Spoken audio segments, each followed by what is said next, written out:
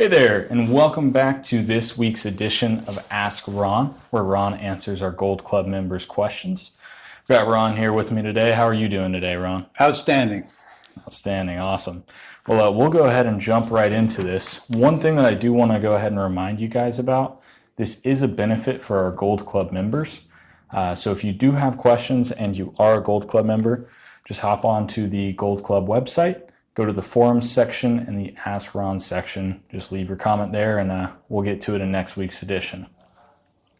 First question today comes from Tony and Angie Stewart in Ohio.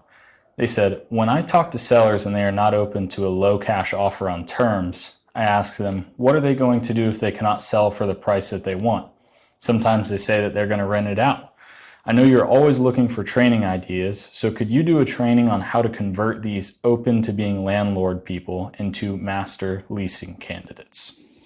Okay, Tony, here's your training. You ready now? It's complicated. They say they don't want to sell to you with owner financing.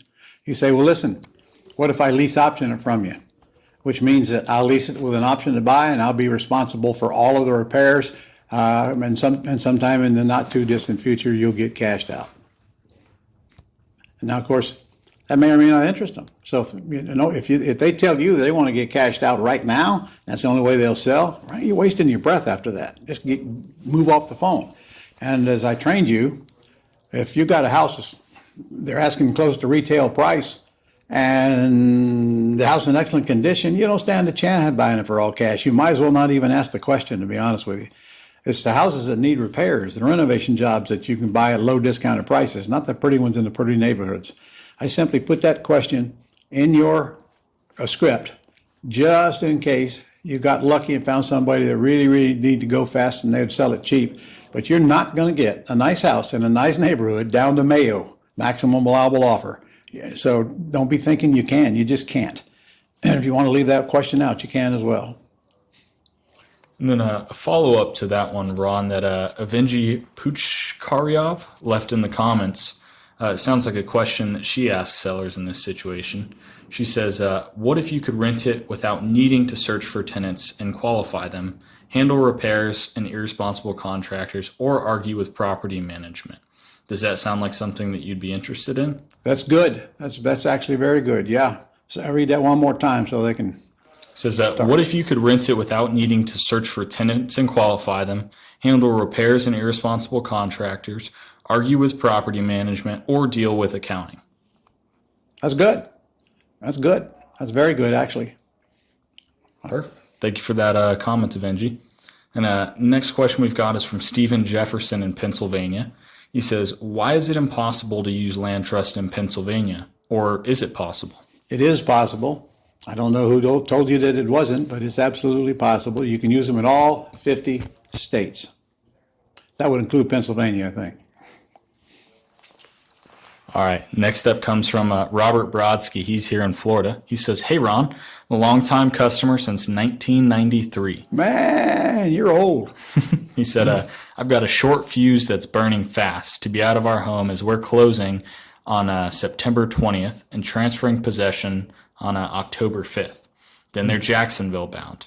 But they want to make sure that they can secure a replacement home for whenever they get there. So they were wondering, Ron, do you have or do you know of anyone that has a subject to deal down here that they could take over for you? They said that they would be willing to pay cash and that they were just looking for a property to move into. Well, actually, I happened to be buying one this week. And actually, I got another one. I got two choices, but I'm not going to discuss all the details over the phone. I got one that's worth about $3.25, needs some work, $20,000-$30,000 if you hire it done.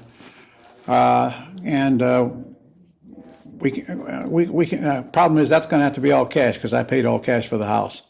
Now I got another one that I'm just buying this week. I'm not closing on it. I got a contract on it this week. It's a $500,000 house with a $2,800 PITI payment in absolutely gorgeous condition and in a good area as well. So if that one interests you, get in touch with us and I'll give you the facts on it. We haven't bought it yet. We're gonna be buying it probably within the next 2 weeks.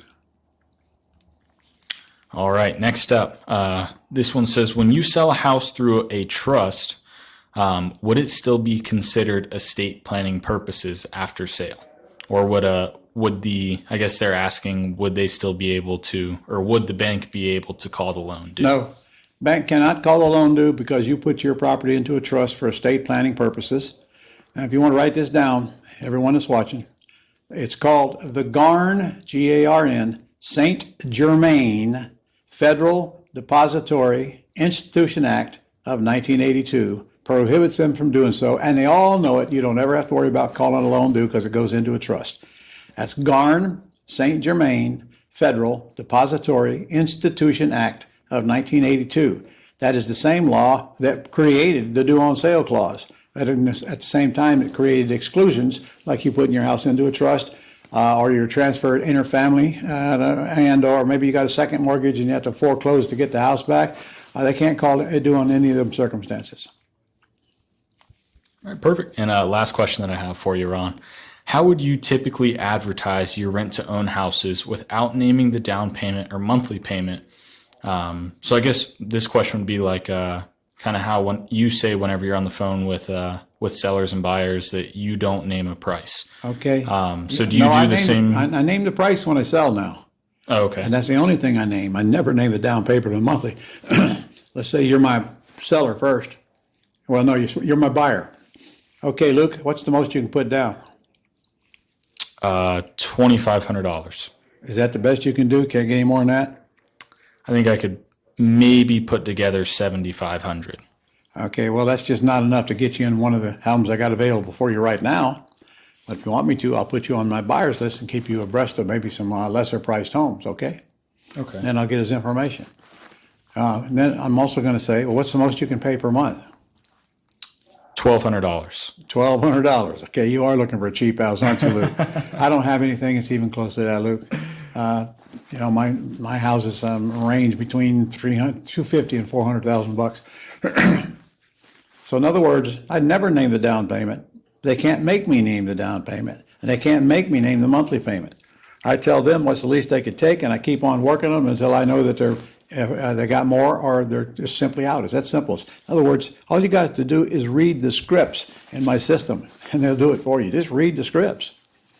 Okay, just to kind of clarify with this question too. So what you're saying is whenever you're posting these properties to sell online, you are putting the principal amount of the property down. You're just not saying I'm putting the sales price down. Mm-hmm. By the way, don't ever publish the address either. I never put the address in the ad. All you're doing is inviting squatters and thieves to go to your house. All you're doing. They got a call. I have them call Pat Live. That's ronlegrand.com/Pat Live, who takes all our inbound calls from sellers and buyers. Pat Live pre-screens them and finds out how much they got down and how much they can pay per month before the call even gets to us. And frankly, if they don't have any money, we don't even mess with them. If they have some money, then we'll put them on our buyers list. And we're waiting for the people who got the most money, and those are the ones we're very interested in. So we get back to them and ask them a few more questions and give them the lockbox code to the house. It's all that. We don't show houses on Planet Ron. House shows itself. And they're not getting the lockbox code until I know that they're close to a candidate. They got plenty down and they pay plenty per month. And that way I only got a few people going through my house. And I promise you, first or second one that goes out there is going to want the house. Because it's not about finding buyers for lease option properties. It's finding enough properties to satisfy the big old herd of buyers that can't qualify at a bank. And remember, if they can qualify at a bank, they're not coming to me. They're going to go to some realtor to find them a house. People who are coming to me can't qualify at the bank, and that's the advantage of working with me and hundreds of my students out there. They can live in the house while they're fixing what's broke. Clean up their credit or their debt ratio or whatever it is that's keeping them from going to the bank and getting a loan. And the minimum I'm going to take is a 5% non-refundable option deposit when I put them in the house and collect monthly rent. I'm just going to sit there and let nature take its course. And most of them don't even bother cashing you out, which is okay with me because I'd rather keep the golden goose alive anyway. But they do have the option to buy that house, and it's their choice whether they want to go get a loan and buy it or not. That was a long answer, wasn't it? It was. Luckily, that is our last one that we've got for this week. Is there anything that you wanted to say to the people, Ron? Yeah. We sat around this table today, and we were discussing business. And someone came up with the idea that on our November boot camp here in Jacksonville, Florida, that we actually take a bus trip. And very reluctantly, I agreed to that. But then I got to thinking, it's always nice here in November anyway, so you don't have to worry about getting out there in the miserable hot weather. And we can carefully screen out the houses we go to here where I live, so I agreed to it. So just make a note. If you are interested in coming to that one and only boot camp where we actually get on the bus, we go out in the field and look at the houses, we'll do that on the third day. And you better get registered for the November event right now. You know the date? I don't know what date it is in November, but go online. It's on our site. And then if you guys wanted to get more information on the boot camp that's coming up in November that we're doing the bus trip at, you can give our team a call here at 800-567-6128, and they'll be able to answer any questions that come up. Now I remember it. Okay. All right. Perfect. Thanks, Ron. All right. We'll see you guys next week. Same time, same channel. See you then.